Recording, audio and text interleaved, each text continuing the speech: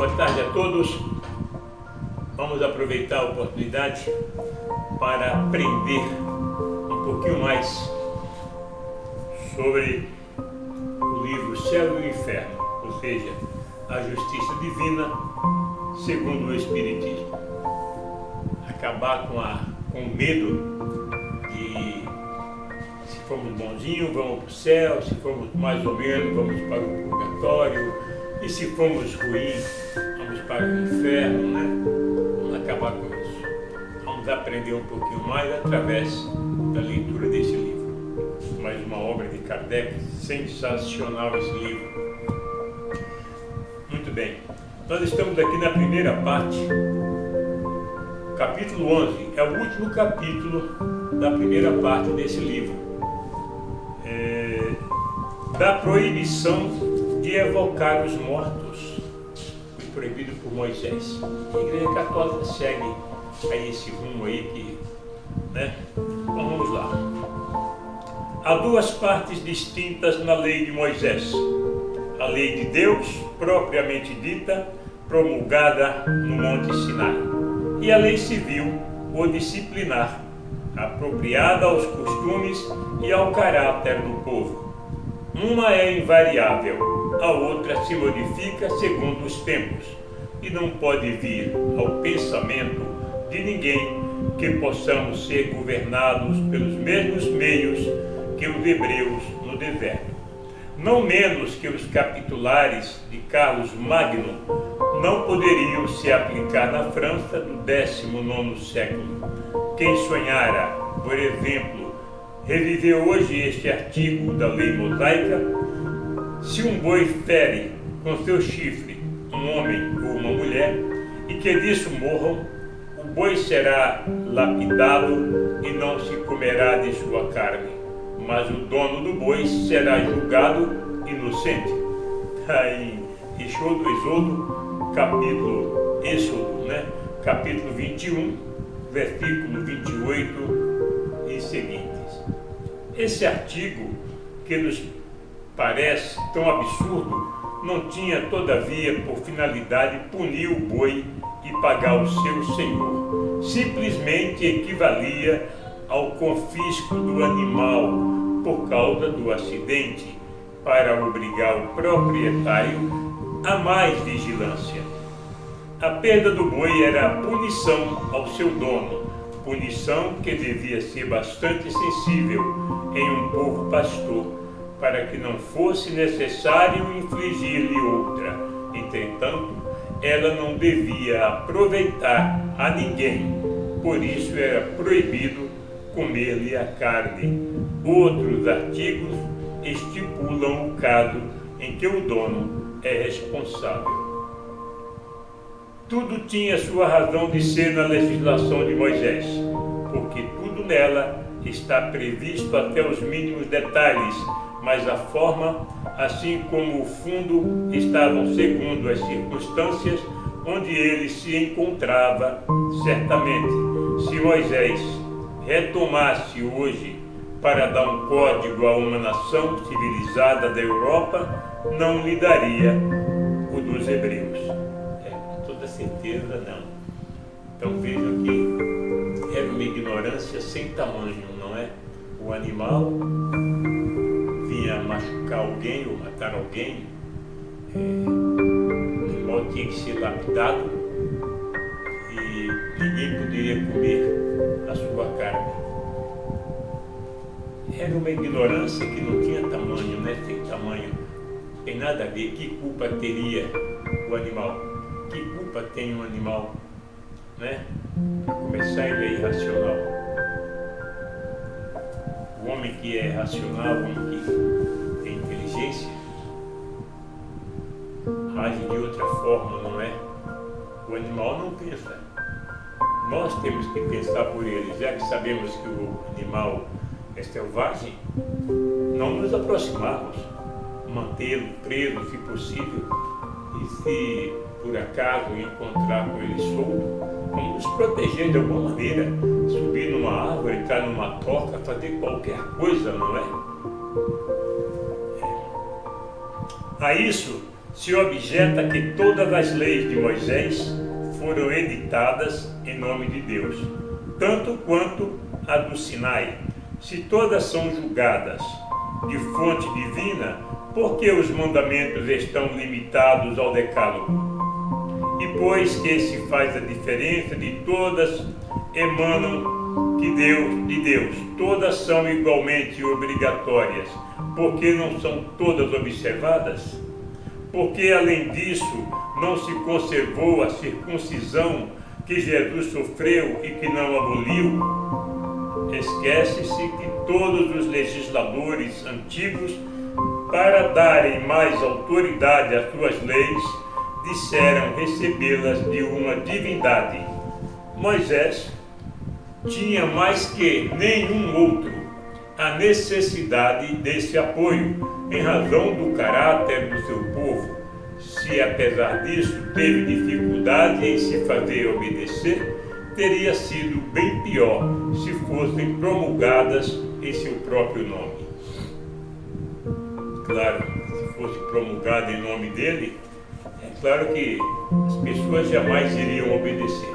Muitos deles desobedeceram, não é? Sabendo que eram leis ditas por Deus, muitos desobedeceram, muitos foram punidos por Moisés.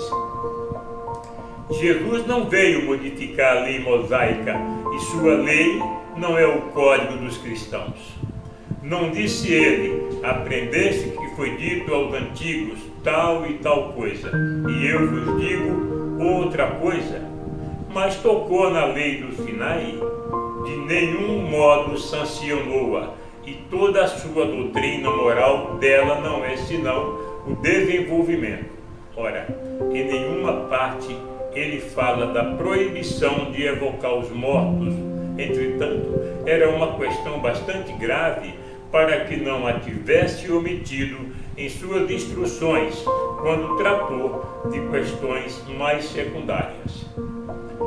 Em resumo, trata-se de saber se a Igreja coloca a lei mosaica acima da lei evangélica, dito de outro modo, se ela é mais judia do que cristã. Há mesmo a se anotar que se todas as religiões a que faz menor oposição ao Espiritismo é a judaica e que ela não invocou contra as relações com os mortos, a lei de Moisés, sobre a qual se apoiam as seitas cristãs. Outra contradição: se Moisés proibiu evocar os espíritos dos mortos, foi pois porque esses espíritos podiam vir. De outro modo, a sua proibição teria sido inútil. Se podiam vir em seu tempo, ainda o podem hoje. Se são os espíritos dos mortos, não são, pois, exclusivamente demônios. De resto, Moisés não falou de modo algum destes últimos. É evidente, pois, que não se poderia, logicamente, se apoiar na lei de Moisés. Nesta circunstância, pelo duplo motivo que não rege o cristianismo e não é apropriada aos costumes de nossa época, mas, supondo-lhe toda a autoridade que alguns lhe dão, ela não pode, como vimos, aplicar-se ao Espiritismo. Moisés, é verdade, compreende o interrogatório dos mortos na sua proibição, mas não é senão de um modo secundário e como acessório das práticas de feitiçaria. A própria palavra interrogar, posta ao lado dos adivinhadores e dos agúrios, prova que, entre os hebreus, as evocações eram um meio de adivinhação. Ora, os espíritas não evocam os mortos para deles obterem revelações ilícitas, mas para deles receberem sábios conselhos e proporcionarem alívio àqueles que sofrem. Certamente, se os hebreus não fossem se servir das comunicações de além-túmulo, senão com esse objetivo, longe de proibi-las, Moisés as teria encorajado porque teriam tornado o seu povo mais tratável. Se aprove a alguns críticos, chistosos ou mal intencionados, apresentar as reuniões espíritas como assembleia de feiticeiros e necromantes, e os médiuns como ledores de boa sorte, se alguns charlatães misturam esse nome a práticas ridículas que desaprova, bastantes pessoas sabem se agarrar quanto ao caráter essencialmente moral e grave das reuniões do espiritismo sério. A doutrina escrita por todo o mundo protesta bastante contra os abusos de todos os gêneros, para que a calúnia caia sobre quem a merece. A evocação, disse, é uma falta de respeito para com os mortos, dos quais não é preciso agitar as cinzas. Quem diz isso? Os adversários de dois campos opostos que se dão as mãos, os incrédulos que não creem nas almas e aqueles que nelas crendo pretendem que elas não podem vir e que só o demônio se apresenta. Quando a evocação é feita religiosamente e com recolhimento, quando os espíritos são chamados não por curiosidade, mas por um sentimento de afeto e de simpatia e com o desejo sincero de se instruir e se tornar melhor, não se vê o que seria mais desrespeitoso. Chamar as pessoas depois de sua morte que em sua vida, mas a uma ou outra resposta peremptória. Essa objeção é que os espíritos vêm livremente e não constrangidos, vêm mesmo espontaneamente sem serem chamados, testemunham a sua satisfação em se comunicarem com os homens e, frequentemente, se lamentam do esquecimento em que são deixados. Algumas vezes, se estavam perturbados em sua quietude ou descontentes com o nosso apelo, o diriam ou não viriam, uma vez que são livres. Quando eles vêm, é que isso lhes convém. Com toda certeza, hoje ninguém precisa evocar os mortos. A ciência vem aí mostrando claramente que nós somos, após a morte, aquilo que somos em vida. O espírito precisa se comunicar com alguém através de um médium. Ele vem sem que seja invocado. Nós temos visto isso em igreja católica, pessoas que recebem uma entidade. Na igreja evangélica estamos cansados de ver entidades se manifestando através daquelas pessoas ali, né? Aquelas pessoas são médiums, têm essa capacidade de receber este espírito e passar alguma informação. Não tem nada a ver. Alega-se que uma outra razão, as almas dizem, moram numa morada que lhes foi fixada pela justiça de Deus, quer dizer, no inferno ou no paraíso. Assim, as que estão no inferno não podem sair, embora a esse respeito toda a liberdade seja deixada aos demônios. As que estão no paraíso estão inteiramente em sua beatitude, estão muito acima dos mortais para se ocuparem deles, e muitos felizes para retornarem a esta terra de miséria. Se interessarem por parentes e amigos que deixaram, são, pois, como estes ricos que afastam a visão dos pobres, com medo que isso perturbe a sua digestão.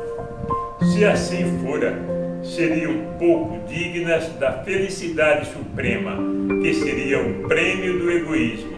Restam aquelas que estão no purgatório, mas estas são sofredoras e tem que pensar em sua salvação antes de tudo.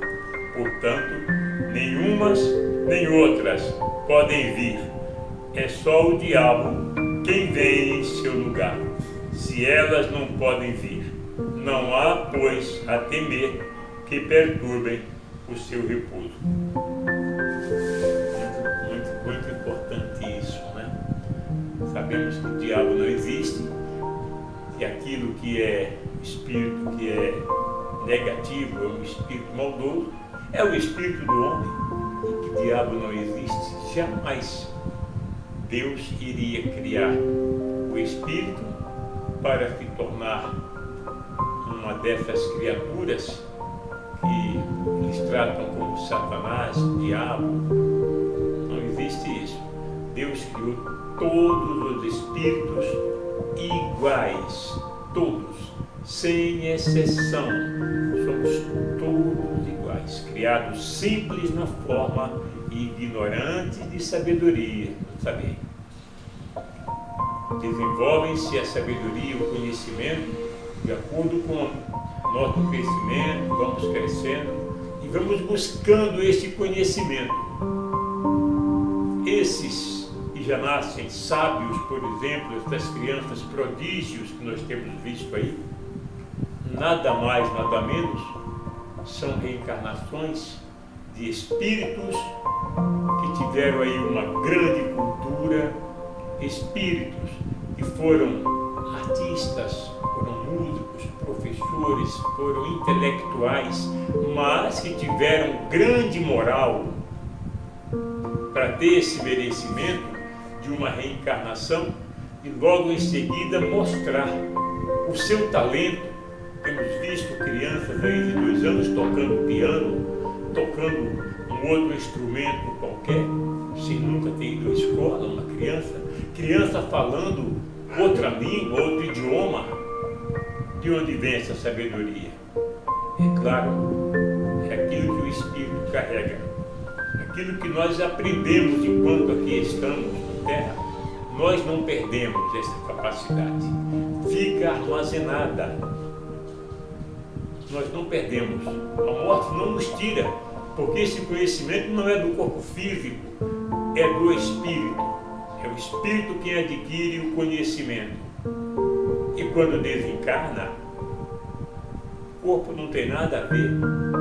Todo o conhecimento fica com o Espírito. E se ele tem uma moral elevada, seu merecimento, e ele reencarna, ele traz todo aquele conhecimento adquirido que ele levou. É muito simples, não é? É muito simples.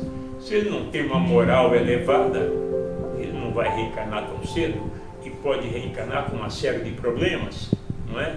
Mas se tem uma moral elevada, levou uma vida ilibada, sem nenhum problema, sem nenhuma macula, sem nada que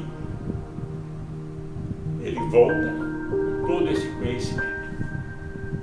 Muito bem. Mas aqui se apresenta uma outra dificuldade. Se as almas que estão na beatitude não podem deixar a sua morada afortunada para virem em socorro dos mortais, porque a Igreja invoca a assistência dos santos, que eles devem gozar da maior soma possível de beatitude. Porque ela diz aos fiéis para invocá-los nas doenças, nas aflições e para se preservarem dos flagelos. Porque, segundo ela, os santos e a própria Virgem vêm se mostrar aos homens e fazerem milagres. Deixam, pois, o céu para virem à terra, se aqueles que estão no mais alto dos céus podem deixá-lo, porque aqueles que estão menos elevados não o poderiam. Aí, uma explicação bem clara, não é? Bem clara.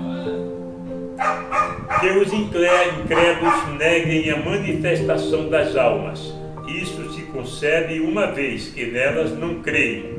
Mas o que é estranho é ver aqueles cujas crenças repousam em sua existência e em seu futuro se obstinarem contra os meios de prova que ela existe e se esforçarem em demonstrar que isso é impossível, pareceria natural, ao contrário, que aqueles que têm o maior interesse em sua existência devessem acolher com alegria e com benefício da providência os meios de confundir os negadores por provas irrecusáveis, uma vez que são os negadores da religião. Eles deploram sem cessar a invasão da incredulidade que dizima o rebanho dos fiéis. E quando o mais poderoso meio de combatê-la se apresenta, repelem-no com mais obstinação que os próprios incrédulos. Depois, quando as provas extravasam a ponto de não deixarem nenhuma dúvida, têm como recurso, como argumento supremo, a proibição de se ocupar delas, e para justificá-la vão procurar um artigo da lei de Moisés, no qual ninguém sonhava, e onde quer se a toda força vê uma aplicação que não existe. Estava-se tão feliz com essa descoberta que não se percebeu que esse artigo é uma justificativa da doutrina espírita. Todos os motivos alegados contra as relações com os espíritos não podem sustentar um exame sério da obstinação que nisso se coloca. Entretanto, não se pode inferir, senão que a esta questão se liga um grande interesse. Sem isso, nele não se colocaria tanta insistência. Ao ver esta cruzada de todos os cultos contra as manifestações, dir-se-ia que delas tem medo. O verdadeiro motivo poderia bem ser o temor que os espíritos, muitos clarividentes, não viessem esclarecer os homens sobre os pontos que se quer deixar na sombra, e fazê-los conhecer à risca o que é do outro mundo e as verdadeiras condições para nele ser feliz ou infeliz. É por isso que, do mesmo modo que se diz a uma criança, não vá ali que há um lobisomem, disse aos homens, não chamei os espíritos, são o diabo, mas esforçar-se-á em vão se interdita aos homens chamarem os espíritos, não se impedirá aos espíritos virem aos homens para tirarem a lâmpada de sobre o alqueire. O culto que estiver na verdade absoluta nada terá a temer da luz, porque a luz fará ressaltar a verdade e o demônio não poderá prevalecer contra a verdade. Repelir as comunicações de além-túmulo é rejeitar o poderoso meio de instrução que resulta por si mesmo em iniciação à vida futura e exemplos que ela nos fornece. A experiência nos ensina, além disso, o bem que se pode fazer desviando do mal os espíritos imperfeitos, ajudando aqueles que sofrem a se libertarem da matéria e se melhorarem. Interditá-las é privar as almas infelizes da assistência que podemos dar-lhes. As palavras seguintes de um espírito resumem admiravelmente as consequências da evocação praticada com um fim caritativo. Cada espírito sofredor e queixoso vos contará a causa de sua queda, os arrastamentos nos quais sucumbiu, dirá suas esperanças, seus combates, seus pavores, dirá seus remorsos, suas dores, seus desesperos. Mostrar-vos-á Deus, justamente irritado, punindo o culpado com toda a severidade de sua justiça. Escutando-o, estareis comovidos de compaixão por ele e de temor por vós mesmos. Seguindo-o em suas queixas, vereis Deus, não o perdendo de vista, esperando o pecador arrependido, estendendo-lhe os braços, logo que ensaie avançar. Verei os progressos do culpado, com os quais tereis a felicidade e a glória de haver contribuído. Segui-lo-eis com solicitude, como o cirurgião segue os progressos da ferida que trata diariamente. Bordeaux, 1861. Muito interessante, gente. Interessante. Jamais a doutrina espírita proíbe evocação de mortos. Pelo contrário, não se pode evocar porque não é necessário. E como se pode evocar os santos? É a mesma coisa. Aqueles que são denominados santos é o espírito do homem que viveu na terra, se elevou moralmente, então tem uma morada reservada àqueles espíritos avançados. Ele avançou. Não existe santos, existem espíritos evoluídos moralmente.